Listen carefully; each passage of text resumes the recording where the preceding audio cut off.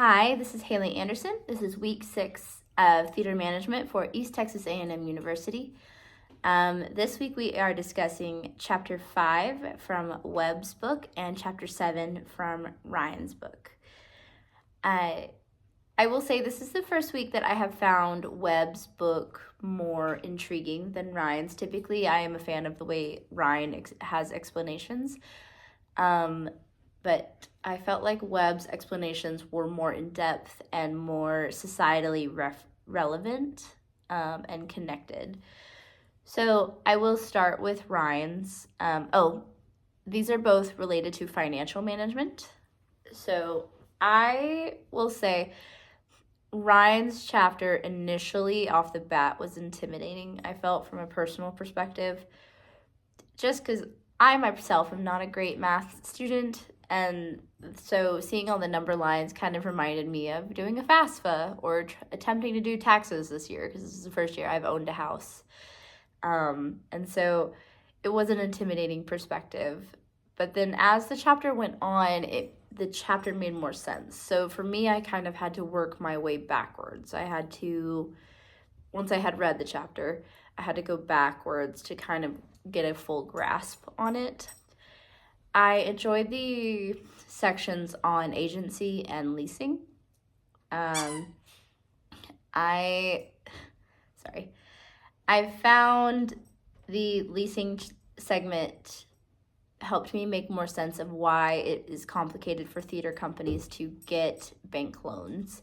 I think that before I didn't understand what made a theater company different from another banking establishment, right? Or not a banking establishment, another company, right? And so why would a bank not give a loan to this company but would give a loan to that company? But if you are leasing out your building and your productions and your shows are affected by somebody else's perspective, of course the bank is going to feel like that's a risk, right? Because that person could change their mind, that company could change their mind, things as such, right? And if you have an unstable location, I can see how that would be a negative thing into the financial statement, right? And then working backwards again, right? We go through agencies, upcoming profits, looking at profits ahead of time, and then the 3 financial statement documents, which I think as a financial management plan, you have to truly understand. I looked at a long time for the pages on 105 and 106, trying to understand them more from a theater manager's perspective.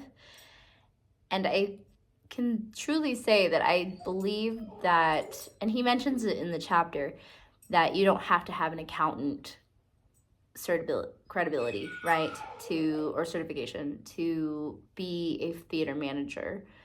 But I kind of think you should take the same courses or those same ideas to help you better understand. Because speaking from a personal perspective, I could not have a coherent and understanding conversation with an accountant about a theater management financial plan. So I can see why theater managers should take the time to look into those classes and courses.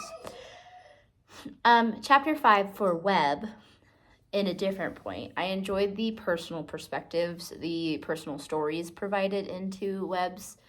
The example on the symphony from 1987 to 2005, going up 300% was astonishing.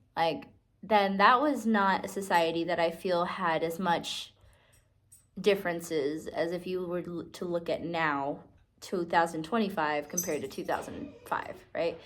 What has changed from 2005 to 2025, right? There was one question you asked on the weekly segment about how if their plans for after COVID should change for theater manager plans. And I 100% think that, yes, you have to have a different perspective.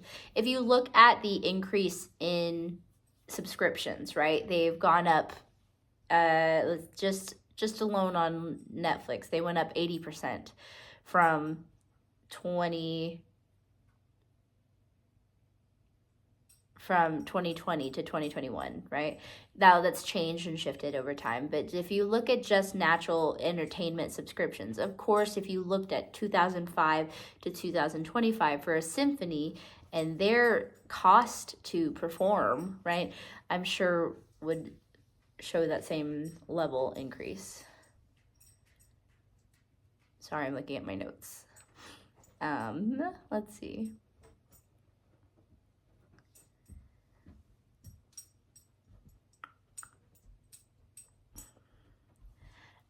I felt like Webb's provided more insight also because it had the connection between activity and financial performance section. From an artistic vision perspective, right, if you are going into it with that idea, but you also have to understand how that affects your financial viability in business, right, it highlights kind of how if you don't build that budget initially from the get-go, understand whether you're going to, whatever kind of credit source you're going to do, whether you're going to take that loan as a personal loan or a company, right? You have to understand that before you can input, I think, your artistic vision. So